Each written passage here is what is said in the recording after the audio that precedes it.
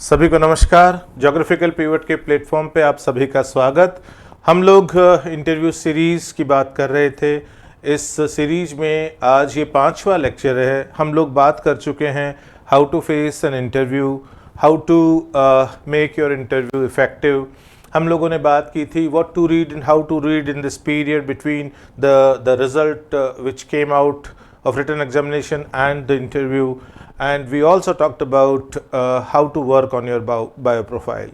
Today we are going to talk about how to direct your interview, है ना। आज की हमारी जो पूरी बात होगी वो ये होगी कि आपको किस प्रकार से अपने इंटरव्यू को दिशा देनी है। देखिए, इंटरव्यू की जो सेटिंग होती है वो इस तरह की होती है कि इंटरव्यू में दो पार्टीज़ हैं। एक वो पार्टी है जो इंटरव्यू ले रही है और एक वो पार्टी है जिसका इंटरव्यू होना है। ठीक है, अब ये डिपेंड करता है, यदि आप पूरी तरह से, आप सपोज इंटरव्यू देने वाले हैं और आप पूरी तरह से बोर्ड को लिबर्टी देंगे, है ना, पूरा स्पेस देंगे, तो फिर इंटरव्यू में बहुत ज़्यादा बिखराव आएगा। इंटरव्यू बहुत ज़्यादा अलग अलग क्षेत्रों में बिखर जाएगा और आपके लिए बहुत मुश्किल होगा उस इंटरव्यू को बांधे रखना। तो दूसरा तरीका ये है कि आप जहां जहां मौका मिले कोशिश करिए कि उन क्षेत्रों को प्रॉम्प्ट करें, उन क्षेत्रों को आप कहीं न कहीं कैसे न कैसे प्रॉम्प्ट के रूप में सर्कुलेट करें जिन पर आप चाहते हैं कि सवाल आए। यदि उन क्षेत्रों से सवाल आएंगे तो निश्चित रूप से इंटरव्यू उसी दिशा में मुड़ने लगेगा जिस दिशा में आप इंटरव्यू को ले जाना चाहते हैं। और यही स्किल है जो ये तय करती है कि ओवरऑल हमारा इंटरव्यू हमारे पक्ष में जाएगा या हमारे विपक्ष में जाएगा। तो इंटरव्यू को अपने पक्ष में करने के लिए कुछ मूलभूत बातें होती है जो हमें ध्यान रखनी चाहिए, और कुछ ऐसे अवसर होते हैं जो हमें स्नैच कर लेने चाहिए ड्यूरिंग द इंटरव्यू, ताकि हम लोग इंटरव्यू को हमारी इच्छा की दिशा में मोड़ सकें। ठीक है, इसमें जो सबसे पहली बात आती है वो ये आती है कि आप जब इंटरव्यू की प्रिपरेशन कर रहे हों तो आप ये कोशिश करें जानने की कि आपकी स्ट्रेंथ क्या है और आपकी वीकनेस क्या है। बड़े शांत तरीके से आप चिंतन करें, मनन करें और अपनी ताकत और अपनी कमज़ोरियों को पहचानें, क्योंकि आपको कोशिश ये करनी है कि आपका इंटरव्यू उन क्षेत्रों पर चले जिन क्षेत्रों में आपकी ताकत है, जिन क्षेत्रों में आपकी स्ट्रेंथ है, और आप बचे इंटरव्यू को उस दिशा में ले जाने से जो आपके कमज़ोर क्षेत्र हैं। और वो कैसे करना है उस पर हम आज के इस लेक्चर में बात करेंगे। देखिए, जब हम इसको आगे बात करते हैं तो यहाँ पर जैसे मैंने कहा आपको कि इंटरव्यू जब हम देते हैं तो दो पार्टीज़ होती हैं। ठीक है, एक इंटरव्यू देने वाला और दूसरा वो बोर्ड जो इंटरव्यू ले रहा है। ठीक है, यहाँ पर हमें दो पार्टी साफ दिखाई दे रही है। ये दो लोग हैं जो इंटरव्यू लेने वाले हैं। ये सीवी को देखकर जजमेंट कर रहे हैं या ये कोशिश कर रहे हैं कि इंटरव्यू की शुरुआत कैसे की जाए, और ये जो सामने है ये अभ्यर्थी है। ठीक है, तो इस तरह इंटरव्यू में दो पार्टी होती है। तो जो इंटरव्यू देने वाला है, जो कैंडिडेट है, जो उम्मीदवार है, उसकी भूमिका क्या है उस पर हम चर्चा करेंगे। लास्ट में हम थोड़ी सी चर्चा ये भी करेंगे कि जो साक्षात्कार लेने वाला बोर्ड है वो क्या अपेक्षा रखता है, उसकी मनस्थिति क्या होती है, वो आप में क्या ढूंढने की कोशिश करता है। ठीक है, जब आप कहें उम्मीदवार की भूमिका, तो उसमें मैं हमेशा कहता हूं सबसे पहली बात ये होनी चाहिए कि आपको अपना सीवी डिज़ाइन करना चाहिए, आपको अपना कुरिकुलम विटाई डिज़ाइन करना चाहिए, आपको अपना रिज्यूम तैयार करना चाहिए, आपको अपना बायोडाटा तैयार करना चाहिए। देखिए, ये तीनों शब्द दिखने में एक जैसे हैं लेकिन ये हैं नहीं। ठीक है, बायोडाटा बहुत ज़्यादा आपकी पर्सनल इंफॉर्मेशन से लोडेड होता है। रिज्यूम बहुत ज़्यादा टेक्निकल, बहुत ज़्यादा प्रोफेशनल होता है। और जनरली जिस तरह के एकेडमिक एरियाज़ के लिए हम इंटरव्यूज़ देते हैं तो हमारे जो काम आता है वो इन दोनों के बीच की स्थिति वाला जो होता है, जिसमें कुछ बायो इन्फॉर्मेशन होती है और बाकी जो है प्रोफेशनल इन्फॉर्मेशन होती है, एकेडमिक इन्फॉर्मेशन होती है, वो होता है सीवी।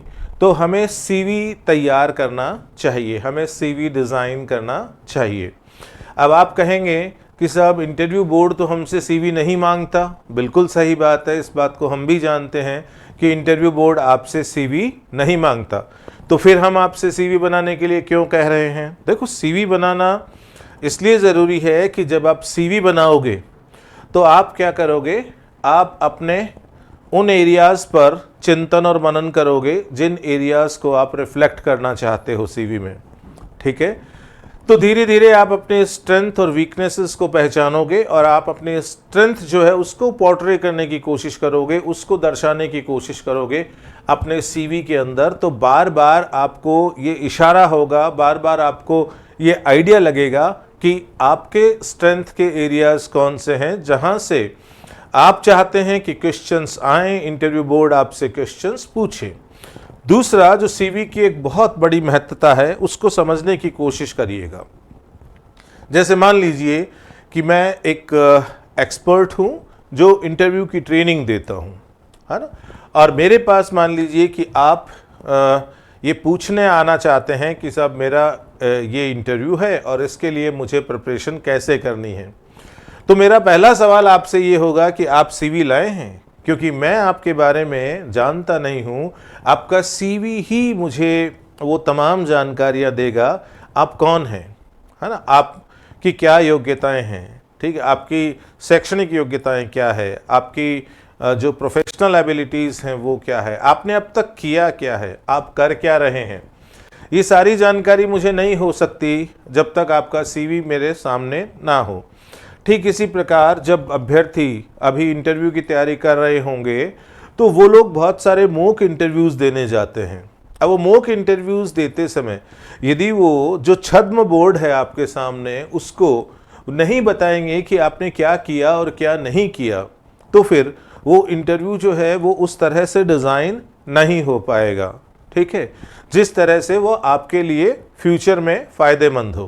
क्योंकि यदि आप मॉक इंटरव्यू में सीवी देते हैं तो वो आपके जो स्ट्रेंथ एरियाज़ हैं, आपने जिन एरियाज़ में काम किया है, जिन एरियाज़ में आपने ट्रेनिंग ली है, जो आपकी एकेडमिक जर्नी रही है, उस पर सवाल डिज़ाइन करेंगे और वो सवाल डिज़ाइन करेंगे, आप उनका प्रॉम्प्ट आंसर देने की कोशिश करोगे। तो आपको इस बात का आभास होगा कि कहाँ आपको और ज़्यादा तैयारी करने की ज़रूरत है। इस तरह से ये सीवी जो है वो आपकी जो इंटरव्यू प्रिपरेशन है उसमें बहुत अहम भूमिका निभाता है। ये बात हम भी जानते हैं, आप भी जानते हैं कि इंटरव्यू बोर्ड जब हम जाएंगे वो ज़रूरी नहीं कि वो हमसे सीवी मांगे, उसके बावजूद भी सीवी की महत्वता कभी कम नहीं हो सकती। ये ध्यान रखना हमें कि सीवी बहुत महत्वपूर्ण है ना। आप सीवी तैयार करेंगे, आप अपने बारे में टटोलेंगे, आपने इतने सालों में क्या किया है, कौन से अचीवमेंट्स रहे हैं आपके, ठीक है, तो कोई चीज़ें छूटी नहीं रहेगी। और बाद में जब सीवी के आधार पर कई मॉक इंटरव्यूज़ जब आप देंगे तो उन एरियाज से बहुत सारे क्वेश्चंस आएंगे जो आपको बहुत हेल्प करेंगे ड्यूरिंग द फाइनल इंटरव्यू, जब आप फाइनल इंटरव्यू दे रहे होंगे, ठीक है। अगली जो बात आती है, जब हम उम्मीदवार की भूमिका की बात करते हैं तो वो आती है साक्षात्कार को दिशा देने का अवसर छीने। ये बहुत इंपॉर्टेंट है और आज का जो हमारा ये जो सीरीज का लेक्चर है ये पूरी तरह से इसी के लिए डेडिकेटेड है। तो यहाँ हम खूब देर रुकेंगे, खूब चर्चा करेंगे, ठीक है। ये बहुत ज़रूरी है कि आप जहाँ पर भी आपको चांस मिले, चाहे बिगिनिंग में, चाहे इंटरव्यू के दौरान, कभी भी, तो आप ये अवसर बिल्कुल ना छोड़ें। आप इंटरव्यू को दिशा देने का जब भी आपको मौका मिले उसको स्नैच करें, उसको छीन लें, ठीक है। यदि आप ऐसा करेंगे तो इंटरव्यू आप जिस दिशा में चाहते हैं उस दिशा में जाएगा और इंटरव्यू बोर्ड जो है वो मजबूर हो जाएगा आपको अच्छे बेहतरीन मार्क्स देने के लिए। देखिए, जैसे मैं आपको एक एग्जांपल देता हूं। जैसे मान लीजिए कि ज्योग्राफी में हम जियोमॉर्फोलॉजी की बात करें, माना कि एक प्लेट टेक्टोनिक्स पे क्वेश्चन आया। जब प्लेट टेक्टोनिक्स पे क्वेश्चन आए, आप तुरंत बड़े इंटेलिजेंट तरीके से इस बात को भी शामिल करें कि क्वेश्चन में कौन सा डायमेंशन पूछा गया है, उससे डेविएट नहीं होना है, लेकिन बड़ी चतुराई से कहीं ना कहीं ये इस बात को रेखांकित कर देना है कि ये जो प्लेट्स मूव करती है इसके पीछे कई सारे फोर्सेस जो हैं वो जिम्मेदार होते हैं, उसमें ये फोर्सेस हैं। अब जैसे आपने बोला कि भी गुरुत्वीय विसंगति है ना, ग्रेविटेशनल एनोमली, जब आप बोलोगे कि ये भी एक फोर्स है, हो सकता है कि उनकी रुचि इसमें जाग जाए कि ये ग्रेविटेशनल एनोमली क्या होती है। यदि मान लीजिए अगला क्वेश्चन वो आ जाता है और आप प्रिपेयर्ड हैं, तो ये आपके लिए सोने पे सुहागा है। इस तरह से इंटरव्यू को दिशा दी जाती है, बार बार इंटरव्यू को दिशा देने का मौका आता है, और जब जब इंटरव्यू को दिशा देने का मौका आए, आप उस मौके को अपने हाथ से जाने नहीं दें। मान लीजिए कि आपके आपके आपके क्लाइमेटोलॉजी पे सवाल आता है ना, और मान लीजिए कोपेन पे सवाल आता है। पहले तो आप समझें कि अगला पूछना क्या चाहता है। आपका आंसर इस तरह डिज़ाइन होना चाहिए कि उसमें वो बात ज़रूर होनी चाहिए जो वो पूछना चाहता है, लेकिन कहीं ना कहीं आप यदि इस बात को शामिल कर पाएँ कि कोपेन जब अपना वर्गीकरण देते हैं तो ये टेम्परेचर इफेक्टिवनेस और प्रेसिपिटेशन इफेक्टिवनेस की बात तो करते हैं, लेकिन वो उनको अच्छे से अपने क्लासिफिकेशन में शामिल नहीं कर पाते। वो उनकी डिपेंडेंसी जो है वो प्रॉक्सी वेरिएबल्स, जो मीन मंथली टेम्परेचर है, मीन एनुअल टेम्परेचर है, उसके ऊपर रह जाती है। Mean monthly rainfall, mean annual rainfall, इनके ऊपर ले जाती है, इनको ये प्रॉक्सी वेरिएबल्स के रूप में लेते हैं। तो हम ये कह सकते हैं कि वो इफेक्टिवली एड्रेस नहीं कर पाते टेम्परेचर इफेक्टिवनेस और प्रेसिपिटेशन इफेक्टिवनेस को। तो इस तरह से कोशिश करिए, जहां भी मौका मिले छीन लीजिए, है ना, और कोशिश करिए कि ऐसा कोई ना कोई प्रॉम्प्ट सर्कुलेट करें, ऐसी कोई ना कोई बात करें कि दूसरा क्वेश्चन जो है वो उस पर आए। ठीक है, इसी प्रकार जैसे मान लो क्लाइमेट चेंज के ऊपर कोई सवाल पूछा आपसे, है ना, तो क्लाइमेट चेंज के ऊपर यदि कोई सवाल आता है तो आप थोड़ा सा ध्यान रखें कि क्लाइमेट चेंज को लेकर आपके आसपास के जो क्षेत्र हैं, है ना, आपके देश में, आपके प्रदेश में क्या कोई क्लाइमेट चेंज का प्रभाव जो है वो रेखांकित किया गया है। क्या मीडिया में, किसी भी तरह के मीडिया में या लिटरेचर में क्या उस तरह की बात आई है। आप कोशिश करिए इस बात को एड्रेस करने की कि जैसे मान लो क्लाइमेट चेंज होता है तो सी लेवल चेंजेस जो है वो भी एक्सपेक्ट किए जाते हैं, है ना। तो आप ओशनोग्राफी के ऊपर आप स्लाइड कर गए, ठीक है, और आपने कहीं ना कहीं सी लेवल चेंजेस के मुद्दे को छेड़ दिया। हो सकता है कि अगला क्वेश्चन सी लेवल चेंजेस पे आ जाए, अगला क्वेश्चन ये आ जाए भी कोस्टल एरिया जहाँ इतने बड़े बड़े नगर बसे हुए हैं उनका क्या होगा, है ना, या बहुत सारे जो आइलैंड कंट्रीज है, आइलैंड डेस्टिनेशंस हैं, उनका क्या होगा। तो इस तरह से बहुत बड़ी चतुराई से अपने आंसर को सर्कुलेट करते वक्त कुछ ऐसे प्रॉम्प्ट छोड़िए जिससे कि आप इस बात को इशारा करें कि अगला क्वेश्चन यदि यहां से आ जाए तो मेरे लिए ठीक रहेगा। क्लियर। जैसे आप क्लाइमेट चेंज की बात कर रहे हैं, है ना, तो उसकी कोशिश करिए उनकी दोनों जो थियरीज है उस पर बात करने की, कि एक समूह ऐसा भी है, हालांकि उसका प्रभाव कम है स्कॉलर्स के ऊपर, लेकिन एक समूह ऐसा भी है जो इस बात को सिरे से नकारता है कि क्लाइमेट चेंज जैसी कोई चीज़ देखने को नहीं मिल रही है। ये बड़ा ही यूजुअल प्रोसेस है जो इतिहास में होता आया है। नेचुरली जो क्लाइमेट चेंज की प्रक्रिया होती है ये उससे परे नहीं है, है ना। एंथ्रोपोजेनिक इम्पैक्ट के कारण, क्लाइमेट चेंज के कारण जो लोग कह रहे हैं कि बहुत कुछ हो जाएगा, ऐसा कुछ भी नहीं है। और दूसरी तरफ वो एक स्कॉलर्स का समूह है जो ये कहता है कि क्लाइमेट चेंज नेचुरल है, लेकिन इस बार जो हम जलवायु परिवर्तन देख रहे हैं एंथ्रोपोजेनिक फोर्सेस के कारण, मानवीय हस्तक्षेप के कारण उसकी गति बहुत ज़्यादा तेज है, और उस तेज गति के कारण बहुत सारी आपदाओं को हम आमंत्रित करते हैं, और उसमें ये हो सकता है जो हमारे पूरे के पूरे मानव समाज के लिए एक बहुत बड़ी चुनौती साबित हो सकता है। तो आपने देखा कि किस तरह से आपने इस क्वेश्चन को डील किया, किस तरह से आपने क्लाइमेट चेंज के साथ साथ रीजनल कॉन्टेक्स्ट को जोड़ा, किस तरह से आपने क्लाइमेट चेंज के साथ साथ सी लेवल चेंजेस को जोड़ा। सी लेवल चेंजेस से हो सकता है कि आपके आने वाले क्वेश्चन जो है कुछ ओशनोग्राफी के इसी एरियाज पे आ जाएं, तो वो आपके लिए फ़ायदेमंद हो सकते हैं। जैसे मान लीजिए कि बोर्ड आपसे किसी न किसी पैराडाइम पे बात करने की कोशिश कर रहा है, किसी न किसी चिंतन फलक पे आने की बात कर रहा है। उस चिंतन फलक को पहले वो बताइए जो उन्होंने डायरेक्टली पूछा है, और लास्ट में धीरे से सर्कुलेट करिए इस बात को कि इस चिंतन फलक की ये कमजोरियां सामने आई जिसको इस चिंतन धारा के लोगों ने एड्रेस किया, और इस तरह से एक फिलोसॉफिकल चेंज और एक मेथोडोलॉजिकल चेंज जो है वो स्कॉलर्स ने बड़े पैमाने पर बड़ी संख्या में एक्सेप्ट किया, जिससे ये जो पैराडाइम था ये आने वाले समय में हाशिए पे चला गया और ये नया पैराडाइम उसकी जगह स्थापित हो गया। मतलब क्वेश्चन पूछा था किसी एक पैराडाइम पे, सपोज वो क्वेश्चन मान लीजिए संभववाद पे था या प्रत्यक्षवाद पे था, आपने ये तो बताया ही बताया कि वो क्या होता है, साथ साथ आपने कहीं ना कहीं इस बात को भी पूरी तरह से अच्छी तरह से बोर्ड को समझा दिया कि मैं ये जानता हूँ पैराडाइम क्या होता है। पैराडाइम में 3 चीज़ें आती है, उसमें ऑन्टोलॉजी आती है, एपिस्टेमोलॉजी आती है, उसके अंदर मेथोडोलॉजी आती है।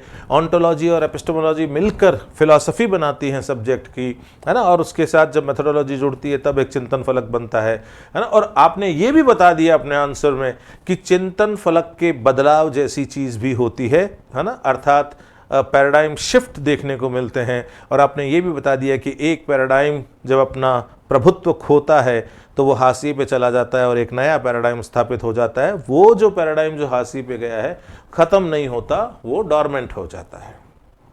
क्लियर? तो इस तरह से आपको अपने जो इंटरव्यूज़ हैं उनको मोड़ना है ना।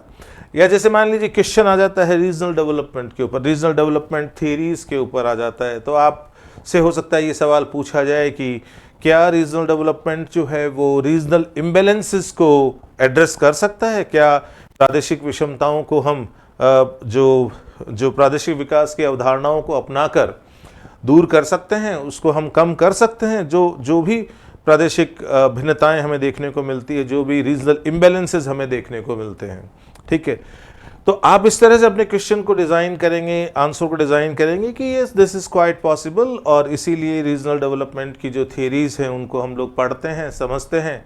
अब यदि हम भारत के संदर्भ में बात करें तो इस तरह के प्रयास तो बहुत हुए हैं, लेकिन आज भी भारत में कई तरह के जो रीजनल इम्बैलेंसेस हमें देखने को मिलते हैं। और आप लिस्ट कर सकते हैं कि इन एस्पेक्ट्स में हमें प्रादेशिक विभिन्नताएँ बहुत ज़्यादा देखने को मिलती है, जिससे कुछ एरियाज़ जो हैं वो काफ़ी अच्छे विकास की स्थिति को दर्शाते हैं और कुछ जो क्षेत्र हैं वो विकास की दौड़ में काफ़ी पिछड़े हुए हैं, ठीक है। तो हो सकता है कि आने वाले जो क्वेश्चंस हैं, जैसे मान लो इसी से हो सकता है कि एक पॉलिटिकल क्वेश्चन और निकल के आ जाए कि भाई हमारे देश में जितने भी जो राज्यों का निर्माण हुआ था, ठीक है, वो भाषा के आधार पे हुआ था, लेकिन जब उत्तराखंड, झारखंड और छत्तीसगढ़ राज्य बने थे तो उसके पीछे कहीं न कहीं जो कारण थे वो थे आर्थिक असमानताएं, ठीक है। तो इस तरह से आपको बहुत इंटेलिजेंट तरीके से अपने आंसर्स को फ्रेम करना है, और उन आंसर्स को फ्रेम करते वक्त ये ध्यान रखना है, दिमाग में इस चीज़ को रखना है कि आप जो क्वेश्चन पूछा गया है उसका भली भांति आंसर दें, लेकिन उसके साथ साथ कुछ ऐसा तुरप का इक्का छोड़ दें ताकि अगला क्वेश्चन ऐसे क्षेत्र से आए जिस क्षेत्र से आप चाहते हैं। जैसे मान लीजिए कि पॉपुलेशन की बात चल जाए और ये आ जाए कि भाई जो भारत की जनसंख्या है वो इस समय लगभग विश्व की सबसे बड़ी जनसंख्या है, ठीक है। तो ये हमारे लिए एक संसाधन है या ये हमारे लिए एक चुनौती है, बर्डन है ना। तो आप धीरे से पॉपुलेशन डिविडेंड का कॉन्सेप्ट जो है उसको सर्कुलेट करिए और उसको बताइए कि ये संसाधन हो सकता है, लेकिन हम जो हमारी नीतियां हैं या हमारे जो विकास के तरीके हैं उनमें कहीं न कहीं कुछ कमज़ोरियां रही है कि हम अपने इस जनसंख्या के आधार को मानव संसाधन में, गुणवत्तापूर्ण मानव संसाधन में तब्दील नहीं कर पा रहे हैं, जिसके कारण आज भी ये जनसंख्या हमारे लिए बोझ ज़्यादा है और डिविडेंड कम, ठीक है। तो इस तरह से आपको अपने जो आंसर्स हैं उनको डिज़ाइन करना है, ठीक है। अब वो अगला क्वेश्चन हो सकता है कि हम इसको कैसे डिविडेंड बना सकते हैं, तब आप बताएंगे कि हम ह्यूमन रिसोर्स डेवलपमेंट के क्षेत्र में क्या कर सकते हैं, जिससे कि ये देश जिसके पास इतना बड़ा मानव श्रम है, जिसके पास में जो यंग पॉपुलेशन वाला देश कहलाता है, वो किस तरह से इसका एडवांटेज ले सकता है। जैसे मान लीजिए कि कोई क्वेश्चन, फिर जैसे मान लो कोई क्वेश्चन आता है सेटलमेंट ज्योग्राफी पे, और सेटलमेंट ज्योग्राफी पे मान लीजिए वो आपको रैंक साइज रूल के ऊपर क्वेश्चन पूछते हैं। कहीं ना कहीं जब आप रैंक साइज रूल समझाने की कोशिश कर रहे हैं, आप बताइए जो चीज़ क्वेश्चन में पूछी गई है उसको आप बिल्कुल सटीकता के साथ बताइए, और कहीं ना कहीं लास्ट में इस चीज़ को सर्कुलेट कर दीजिए कि रैंक साइज रूल जो है वो किसी भी क्षेत्र के रीजनल डेवलपमेंट को जांचने का, मापने का एक इंस्ट्रूमेंट भी है। ठीक है, तो किस तरह से हम प्रादेशिक असमानताओं को, विषमताओं को मापने के लिए हम इस रैंक साइज रूल के टूल का इस्तेमाल कर सकते हैं, और हमारी भविष्य की जो नियोजन पद्धतियां हैं या हमारी जो नियोजन की नीतियां हैं उनको हम किस तरह से दिशा दे सकते हैं।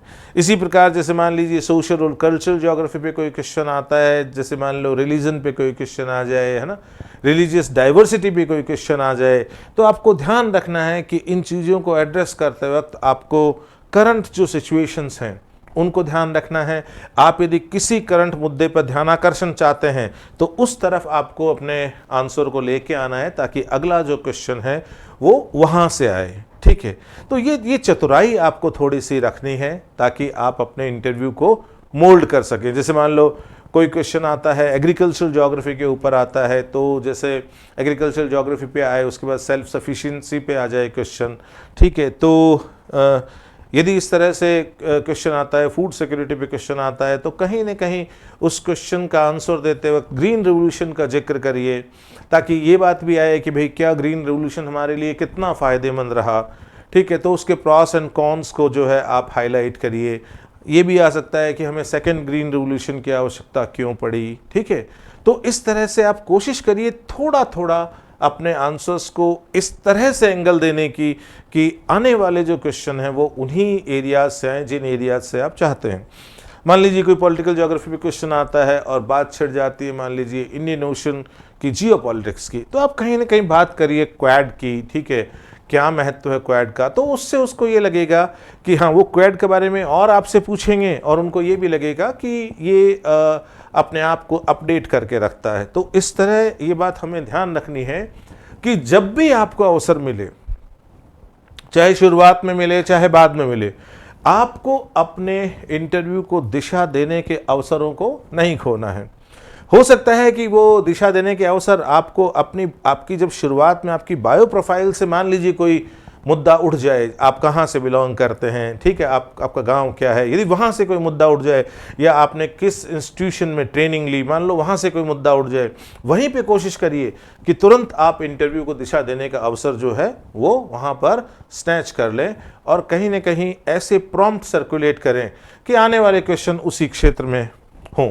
ये बहुत अच्छा अवसर होता है उन विद्यार्थियों के लिए भी जो विद्यार्थी ऑलरेडी मान लीजिए किसी न किसी तरह की किसी रिसर्च एक्टिविटी में इन्वॉल्व हो रखे हों। उन्होंने मान लीजिए कि कोई एमफिल की डिग्री की हो या पीएचडी की डिग्री की हो, या मान लीजिए किसी रिसर्च प्रोजेक्ट पे काम किया हो या किसी रिसर्च इंस्टीट्यूट पे काम किया हो। उनके लिए भी ये बहुत अच्छा अवसर होता है कि जब भी इंटरव्यू में कहीं ना कहीं मान लीजिए कि कोई मुद्दा चल रहा है जिस पे क्वेश्चन आया है, और मान लीजिए कि आप उसको अपने रिसर्च एरिया से रिलेट कर सकते हैं, तो इस अवसर को खोए नहीं। तुरंत क्या करिए, जब आप अपना आंसर दें तो कहीं ना कहीं उसको अपने रिसर्च के मुद्दे से जोड़कर बात को छोड़ दीजिए। हो सकता है कि वो अगला जो क्वेश्चन है वो आपसे ये पूछा जाए कि क्या इस क्षेत्र में आपका शोध रहा है क्या, या आपने ये शोध कहाँ किया, कब किया, कौन सी डिग्री के लिए किया। ठीक है, और फिर मान लो उस पर क्वेश्चन आता है क्योंकि आपने एमफिल की है, आपने पीएचडी की है, आपने मान लीजिए किसी रिसर्च इंस्टीट्यूट में काम किया है या आपने किसी प्रोजेक्ट में काम किया है, तो आपसे बेहतर उसके बारे में शायद कोई नहीं जानता होगा। तो यदि इस एरिया से मान लीजिए 1, 2, 3, 4 क्वेश्चन आते हैं तो वो आपके लिए बहुत लाभकारी होंगे। वो आपके इंटरव्यू को आपकी इच्छित दिशा में मोड़ने में बहुत बड़ी भूमिका अदा करेंगे। तो ध्यान रखिएगा कि पूरे इंटरव्यू के दौरान, है ना, आप ये भूल जाइए, मान लीजिए कि शुरू में आपके सामने कुछ क्वेश्चंस दिए गए जिनका आप आंसर नहीं दे पाए, आप उस समय उसका बर्डन मत लीजिए।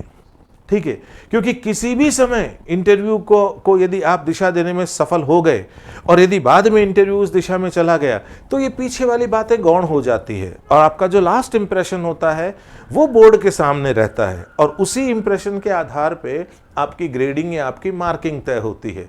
तो इंटरव्यू में बीच में कहीं पर भी विचलित मत होइए, पूरे टाइम अलर्ट रहिए और कोशिश करिए कि आपको ऐसा अवसर मिले जब आपसे कोई न कोई ऐसा सवाल पूछा जाए जहां आप कोई ऐसा प्रॉम्प्ट सर्कुलेट कर पाएं कि आप जिस दिशा में चाहते हैं अब क्वेश्चन, उस दिशा में क्वेश्चन आने शुरू हो जाए और बाद में फिर आप चतुराई के साथ उसको जितना लंबा खींच सकते हैं, ठीक है। लेकिन ध्यान रखना, लंबा खींचने का मतलब ये कि कहीं पर भी हमें ऐसा नहीं लगना चाहिए कि हम बोर्ड का टाइम है उसको ज़ाया कर रहे हैं, ऐसा प्रतीत नहीं होना चाहिए। लंबा खींचने का मतलब ये है कि हर एक आंसर देते वक्त कुछ ऐसे एरियाज पे चर्चा कर दीजिए कि नेक्स्ट जो क्वेश्चन है वो उस क्षेत्र से फ्रेम होने के चांसेस बढ़ जाएं। इस तरह आप क्या करिए, एक विशेष क्षेत्र जिस पे आप चर्चा करना चाहते हैं उस क्षेत्र को थोड़ा सा जितना लंबा वो चल सके उतना लंबा चलाइए। इससे काफ़ी हद तक इंटरव्यू जो है वो पॉजिटिव होने लगेगा, है ना, पूरा इन्वायरमेंट आपके पक्ष में पॉजिटिव होने लगेगा और अंततः वो आपके लिए लाभकारी साबित होगा। अब देखिए, हम लोग अगली बात करते हैं सीवी डिज़ाइन के बाद। तो अगली जो हम बात करते हैं उम्मीदवार की भूमिका के ऊपर ही, ठीक है, वो ये आती है कि आप जो है, ठीक है, आप को फोकस्ड रहना है और आपकी प्रिपरेशन को आपको स्पेसिफिक बनाए रखना है ना, ये ध्यान रखना है इस बात का। यहां पर ये जो मैंने पिक्चर लगाई है ये भी इसी और इशारा कर रही है। देखो, इसके अंदर एक घड़ी भी है, ठीक है, ये कहती है कि आपको कॉन्टेक्स्ट का ध्यान रखना है ना, आपको फोकस्ड रहना है और आपकी पूरी की पूरी जो तैयारी हो उस तैयारी के अंदर आपको ये ध्यान रखना है कि कौन कौन से एरियाज हैं जिनमें आपकी मजबूती है, जिनको आप थोड़ा सा गहराई से यदि तैयार करते हैं तो वो इंटरव्यू को दिशा देने के लिए आपके लिए लाभकारी हो सकते हैं। देखिए, जैसे पूरे सिलेबस के अंदर मैंने कहा कि एक यूनिट को आप अपने इच्छित यूनिट के रूप में चुनिए, ठीक है, इसी प्रकार पूरे सिलेबस में आप कुछ एरियाज जो हैं हर एक यूनिट के, कुछ एरियाज को अपने प्रेफरेंस वाले एरियाज के रूप में चुनिए ताकि जब भी कोई सवाल उस यूनिट से आए तो आप कोशिश करिए कि यदि आप मोड़ सकते हैं अपने एरिया की तरफ अपने आंसर को अंत में, तो उस तरफ मोड़ने की कोशिश करिए। उस तरफ मोड़ने की कोशिश करोगे तो जो अगला क्वेश्चन आएगा वो उस क्षेत्र से आएगा जिस क्षेत्र से आप चाहते हो और फिर धीरे धीरे इंटरव्यू आपकी मुट्ठी में आना शुरू हो जाएगा। विशेष साक्षात्कार के लिए प्रमुख क्षेत्रों की पहचान करें, है ना, क्योंकि हर एक साक्षात्कार की अलग प्रकृति होती है। जैसे मान लीजिए कि आप असिस्टेंट प्रोफेसर के लिए साक्षात्कार दे रहे हैं तो आप थोड़ा सा ध्यान रखिए कि बोर्ड की आपसे अपेक्षा क्या रहेगी। बोर्ड से आपकी अपेक्षा रहेगी कि आप जो है आपकी कंटेंट पे मास्टरी होनी चाहिए। बोर्ड की अपेक्षा रहेगी कि आप विषय की विषय वस्तु की अच्छी समझ रखते हों। बोर्ड की अपेक्षा ये रहेगी कि आप जब किसी भी क्वेश्चन का आंसर देते हैं तो आपका आंसर वेल ऑर्गेनाइज्ड होना चाहिए। बोर्ड की अपेक्षा रहेगी कि आपका प्रेजेंटेशन इतना ल्यूसिड और इतना आसान होना चाहिए कि वो श्रोताओं को बहुत आसानी से समझ में आ जाए, है ना। तो हर एक इंटरव्यू की अलग अलग रिक्वायरमेंट्स होती हैं, ठीक है, हर एक इंटरव्यू के अलग अलग पर्टिकुलर एरियाज होते हैं जिन पर उसका फोकस होता है। तो हमें ध्यान रखना है आइडेंटिफिकेशन ऑफ की एरियाज फॉर पर्टिकुलर इंटरव्यू की। जिस भी इंटरव्यू के लिए हम जा रहे हैं उसके की एरियाज कौन से हैं और उस पर हमको हमें थोड़ा सा होमवर्क करना चाहिए। हमें ज़रूर पहचानना चाहिए कि हम इंटरव्यू किस पद के लिए देने जा रहे हैं। उस पद के हिसाब से हमें थोड़ा सा चिंतन और मनन करना चाहिए कि हमारे इंटरव्यू में इंटरव्यू बोर्ड किस तरह की जो गुणों को, किस तरह की विशेषताओं को हम में खोजने का प्रयास करेगा। यदि आप ये काम करोगे तो आपका काम बहुत आसान हो जाएगा और इंटरव्यू को दिशा देने वाला जो मुद्दा है उसमें आप बहुत हद तक सफल रहोगे, क्योंकि आप जितना ज़्यादा इंटरव्यू की प्रकृति को समझोगे उतना ज़्यादा आप इंटरव्यू के दौरान सहज महसूस करोगे। अब देखिए, साक्षात्कार बोर्ड क्या चाहता है इस पर भी थोड़ी सी चर्चा करनी ज़रूरी है, ठीक है। अभी तक हमने जितनी चर्चा करी अभी इस लेक्चर में वो ये करी कि भी कैंडिडेट की क्या भूमिका है ना। तो एक नज़र हमारी ये भी होनी चाहिए कि हमारा जो इंटरव्यू लेने वाला बोर्ड है ना, उसकी मनोदशा क्या हो सकती है, ठीक है, वो हमसे क्या एक्सपेक्ट कर सकता है। तो उसमें जो पहली चीज़ यहाँ पर मैं डिस्कस करूँगा वो ये करूँगा कि इंटरव्यू बोर्ड जो है वो ये चाहेगा कि आपका संगठनात्मक कौशल कैसा है, आपकी ऑर्गेनाइजेशनल स्किल्स कैसी हैं, उसको वो भांपने की कोशिश करेगा, है ना। और वो ये भी जानने की कोशिश करेगा कि जो भी व्यक्ति है, ठीक है, वो कितना इंटीग्रेटेड है ना, उसकी इंटीग्रिटी कैसी है, ठीक है, इसको जानने की कोशिश करेगा। तो आपके जो आंसर हैं, ठीक है, उसमें वो चीज़ रिफ्लेक्ट होनी चाहिए। जैसे मान लीजिए कि आप एक टीचर या एक प्रोफेसर बनने के लिए इंटरव्यू दे रहे हैं, ठीक है, तो उसमें कहीं ना कहीं ये चीज़ आनी चाहिए कि भाई आपकी ऑर्गेनाइजेशनल स्किल्स कैसी हैं, है ना, आपकी पर्सनैलिटी जो है वो उस पर्टिकुलर एरिया के लिए इंटैक्ट है या नहीं है, ठीक है, आप वास्तव में पढ़ने और पढ़ाने के क्षेत्र में रुचि रखते हैं या नहीं है, और आप कितने ज़्यादा तल्लीन हैं अपने इस क्षेत्र के लिए, आप कितने ज़्यादा डेडिकेटेड हैं अपने इस पैशन के लिए, है ना, जो आपके व्यक्तित्व में क्या एक टीचर है क्या, ठीक है। जैसे आप यहाँ देख रहे हो कि ये एक आर्टिस्ट है, ठीक है, जो अपना आर्ट जब डिज़ाइन कर रही है, तैयार कर रही है, तो किस तरह से she is fully engrossed into it, वो पूरी तरह से इसके अंदर रची बसी हुई है, ठीक है।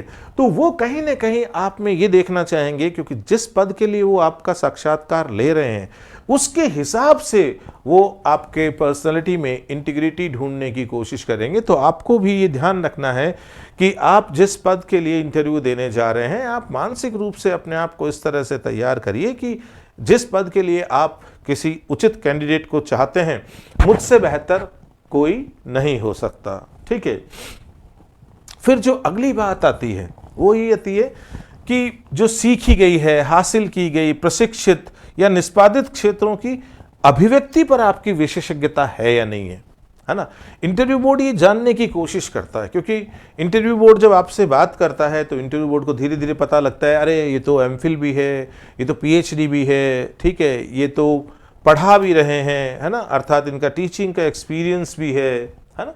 तो इसमें देखो वो चीज़ें आ गई ना, आपने क्या सीखा, ठीक है ना, आपने क्या हासिल किया, है ना, आपने क्या डिग्रीज, क्या ट्रेनिंग ली, ठीक है, आपका प्रशिक्षण किस में है, किस एरिया में आप ट्रेंड हैं, कहाँ आपका कौशल क्या है ना, और निष्पादित क्षेत्र कहाँ आपने काम किया है, ठीक है। तो जब ये चीज़ें सामने आएगी तो इंटरव्यू बोर्ड कहीं ना कहीं इस बात को जानने की कोशिश करेगा कि आप अपनी जो भी क्षेत्र हैं, ठीक है, उनमें किस दर्जे की विशेषज्ञता रखते हैं, आपका जो स्पेशलाइजेशन है, ठीक है, वो कैसा है ना, उसकी गुणवत्ता कैसी है, ठीक है, इसको जानने की कोशिश करेगा।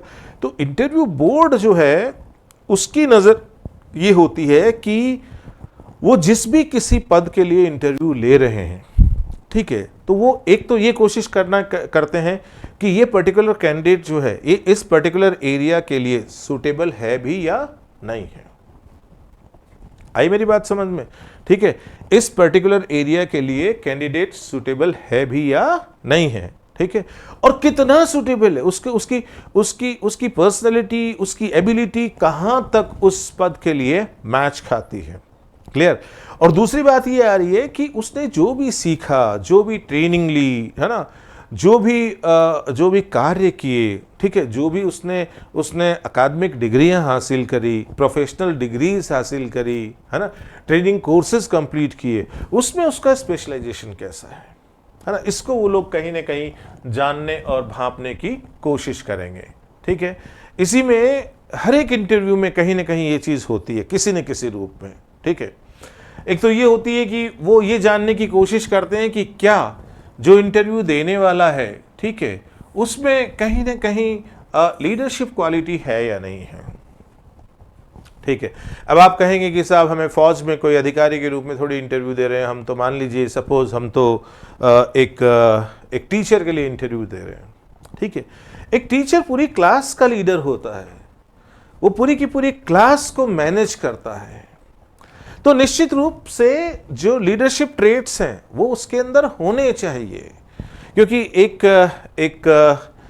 टीचर एक पूरी क्लास को मॉनिटर करता है, एक पूरी क्लास को लीडरशिप देता है।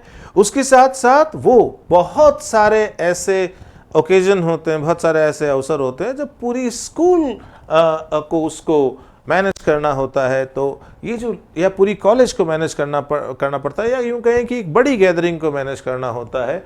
तो लीडरशिप क्वालिटी जो है वो होनी चाहिए। लगभग हम किसी भी क्षेत्र में काम करें, किसी न किसी रूप में लीडरशिप क्वालिटी जो है वो हमारी पर्सनैलिटी में होनी चाहिए। और उस पर्सनैलिटी की जांच जो है ये करने की कोशिश इंटरव्यू बोर्ड हमेशा करता है। ये देखिए यहाँ पे, जैसे ये एक टीचर, मान लीजिए ये टीचर है और ये स्टूडेंट है, ठीक है। तो ये बेसिकली क्या है, ये बेसिकली लीडर है, ये फॉलोवर है, ठीक है। तो ऐसे ही स्कूल एनवायरनमेंट में, कॉलेज एनवायरनमेंट में, क्लास एनवायरनमेंट में भी एक लीडर होता है और बाकी फॉलोवर होते हैं। इसका मतलब ये नहीं है कि लीडर होने का मतलब ये नहीं कि ये होल एंड सोल है ना। लीडर होने के साथ साथ एक डेमोक्रेटिक एनवायरनमेंट भी हो सकता है, जहां पर लीडर क्या करता है, कोई ना कोई डायरेक्शन देता है, फॉलोअर्स उसको फॉलो भी करते हैं, but the environment is totally democratic, है ना। एक पूरा का पूरा एक लोकतांत्रिक माहौल में वो होता है, लेकिन उसका रोल एक लीडर के रूप में है, ठीक है। और उसका रोल एक लीडर के रूप में है तो उसके व्यक्तित्व में कहीं ना कहीं वो गुण जो है वो होने भी चाहिए। अगली बात है वांछित व्यक्तित्व लक्षण, है ना, डिजायर्ड पर्सनालिटी ट्रेट्स। अब ये डिपेंड करता है कि इंटरव्यू किस चीज़ का। जैसे मान लीजिए कि आप लेफ्टिनेंट बनना चाहते हैं तो आपका एसएसबी होता है ना। तो आपको जो एसएसबी होता है वो एक तरह का इंटरव्यू का ही हिस्सा है ना, जिसके अंदर जो वांछित व्यक्तित्व लक्षण है वो थोड़े से अलग हैं, ठीक है। ऐसे ही जैसे मान लीजिए कि एक यूनिवर्सिटी में एक तरफ मान लीजिए कि प्रोफेसर्स के इंटरव्यू हो रहे हैं, है ना, असिस्टेंट प्रोफेसर्स के इंटरव्यू हो रहे हैं, एसोसिएट प्रोफेसर्स के इंटरव्यू हो रहे हैं। दूसरी तरफ मान लीजिए एडमिनिस्ट्रेटिव ब्लॉक में काम करने के लिए रजिस्ट्रार, डिप्टी रजिस्ट्रार, ठीक है, और बहुत सारे पद होते हैं, उनके इंटरव्यू हो रहे हैं, है ना। तो बहुत सारी तरह के, मान लीजिए हमें पियोन के इंटरव्यू भी हो रहे हैं, ठीक है, बहुत सारे क्लरिकल स्टाफ के इंटरव्यू हो रहे हैं। तो सब के लिए जो डिजायर्ड पर्सनालिटी ट्रेट्स होंगे वो डिफरेंट होंगे, ठीक है। तो इसीलिए क्या होता है कि हर एक जो इंटरव्यू होता है, जैसे मान लीजिए कि कोई टीचिंग के लिए इंटरव्यू हो रहा है या किसी एडमिनिस्ट्रेटिव पोस्ट के लिए इंटरव्यू हो रहा है, तो सबकी जो है डिमांड थोड़ी सी अलग अलग होती है। इंटरव्यू बोर्ड जो होता है, ठीक है, उसकी जो कोशिश होती है कैंडिडेट्स में उचित कैंडिडेट ढूंढने की, है ना, उसके पैरामीटर्स थोड़े से बदल जाते हैं। क्लियर। अब देखिए जो अगली बात आती है वो ये आती है कि भाई क्या हमें मॉक इंटरव्यू देनी चाहिए, ठीक है। मॉक इंटरव्यू आपके लिए बहुत मील का पत्थर साबित होते हैं, ठीक है। यदि आप मॉक इंटरव्यू देते हैं तो आपको बार बार भांति के सवालों का सामना करना पड़ता है। क्लियर। तो आपको नए नए एरियाज का पता लगता है कि हाँ, इस पर भी सवाल आ सकता है, इस पर भी सवाल आ सकता है। और धीरे धीरे जब आप मॉक इंटरव्यू देते हैं तो आप जो है वो इंटरव्यू सेटिंग के अंदर अपने आप को कंफर्टेबल महसूस करने लगते हैं। तो जब फाइनल इंटरव्यू के लिए आप जब जाते हैं, है ना, तो आपको किसी तरह का कोई शॉक नहीं लगता है, ठीक है। आप उसमें बहुत सहज महसूस करते हैं। मॉक इंटरव्यू आपके लिए बहुत इंपॉर्टेंट हो सकता है, पर मॉक इंटरव्यू के लिए आप जब भी जाएं हमेशा अपना कुरिकुलम विटाई जो है उसको साथ में लेके जाएं। अपना सीवी साथ में लेके जाओगे तो इंटरव्यू बोर्ड कुछ क्वेश्चंस ऐसे डिजाइन करेगा जो क्वेश्चन जो है आपके लिए विशिष्ट हैं, ठीक है। और ऐसे क्वेश्चंस जो हैं, जब आप खूब सारे मॉक इंटरव्यू दोगे तो ऐसे क्वेश्चंस कई रूपों में आपके सामने आएंगे। तो कई बार ऐसा होता है कि फाइनल इंटरव्यू में लगभग जो बातें हमने करी है उन्हीं में से कहीं ना कहीं कोई क्वेश्चन हमारे सामने आ जाता है। तो ऐसी स्थिति में किसी प्रकार के कोई ब्लंडर होने की चांस नहीं रहती और हम इंटरव्यू के अंदर जब आगे बढ़ते हैं तो पूरी सहजता के साथ आगे बढ़ते हैं, ठीक है। और जब हम मॉक इंटरव्यू देते हैं तो हमें बार बार पता लगता है कि हमारे कमज़ोर एरियाज़ कौन से हैं, हमारे स्ट्रेंथ वाले एरियाज़ कौन से हैं, हमें हमारे कमज़ोर एरियाज़ पे कैसे काम करना है, हमें हमारे स्ट्रेंथ वाले एरियाज़ को कैसे पॉलिश करना है। तो ये सब बातें हमें धीरे धीरे पता लगती है। तो इसी के साथ ये इंटरव्यू सीरीज़ मेरी तरफ से यहाँ पे ख़त्म होती है। हम लोगों ने टोटल 5 लेक्चर्स में काफ़ी कुछ ऐसे एरियाज़ को कवर करना चाहा जो आप लोगों के लिए फ़ायदेमंद हो सकता है। चाहे आप किसी भी विषय से इंटरव्यू दे रहे होंगे, चाहे आप किसी भी पद के लिए इंटरव्यू दे रहे होंगे, ये निश्चित रूप से आपके लिए लेक्चर्स महत्वपूर्ण होंगे। विशेष तौर पे ये उनके लिए बनाए गए हैं, अभी ये सीरीज़ उनके लिए तैयार की गई है जो असिस्टेंट प्रोफेसर का इंटरव्यू आने वाले समय में देंगे, तो उनके लिए ये थोड़े से ज़्यादा उपयोगी हैं। और विशेष तौर पे भूगोल के विद्यार्थियों के लिए, क्योंकि मैंने कई जगह भूगोल के एग्जाम्पल यहाँ पर लिए हैं। हालांकि जो दूसरी धारा के विद्यार्थी हैं वो भी इस इंटरव्यू सीरीज़ के लेक्चर से फ़ायदा ले सकते हैं। फिर भी आपको लगे कि कुछ और एरियाज़ हो सकते हैं जिन पे हम लोग काम करके और आपके लिए वीडियो बनाएं, तो आप उसके लिए हमें ज़रूर इन्फॉर्म करिएगा। अपने कमेंट के द्वारा आप बता सकते हो। हमें लगेगा कि हाँ, इस क्षेत्र में निश्चित रूप से फ़ायदा हो सकता है, बच्चों को काम करना चाहिए, है ना, और नए लेक्चर बनाने चाहिए। तो निश्चित रूप से नए लेक्चर बनाए जाएंगे और आप तक पहुंचाए जाएंगे। इन्हीं शब्दों के साथ थैंक यू वेरी मच।